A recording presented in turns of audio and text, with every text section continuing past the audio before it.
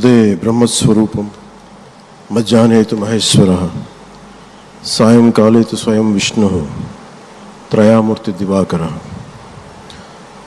ముందుగా సూర్య భగవానునికి నమస్సమాంజలి తెలియజేస్తూ యోగ విద్యను అందించిన ఆదియోగి పరమశివునికి, ఆ మహాయోగ విద్యని మనకి పతంజలి మహర్షి యోగశాస్త్ర రూపంలో అందించారు. వారిరువురి పాదపద్మములకు నమస్కారాలు.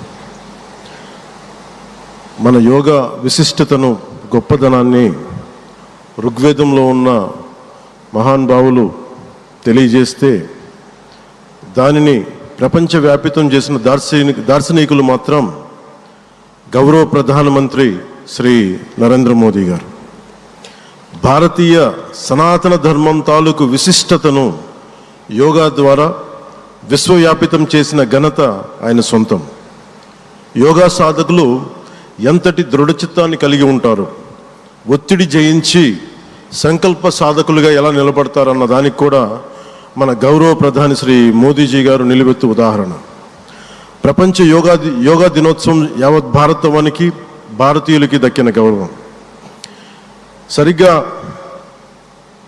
ఒక 2014లో అప్పుడే ఐక్యరాజ్య సమితిలో గౌరవ ప్రధానమంత్రి మోదీ గారు ప్రవేశపెట్టినప్పుడు దాదాపు 177 దేశాలు ఈ రెజల్యూషన్కి మద్దతు పలికినాయి. ఇంతమంది మద్దతుని కూడగట్టగలిగి ఈ రోజున మనకి 2015 నుంచి యోగా దినోత్సవం ప్రారంభమైంది. ఈ రోజున గౌరవ ప్రధానమంత్రి మోదీజీ గారి పిలుపు మేరకు మనం మొదట విశాఖ 11వ యోగా దినోత్సవ సంబరాలకు వేదిక అయింది. శ్రీ మోదీజీ గారి సమక్షంలో గౌరవ ముఖ్యమంత్రి వర్యులు శ్రీ చంద్రబాబు నాయుడు గారి కృషితో ప్రపంచ రికార్డుకు వేదికగా నిలిచింది.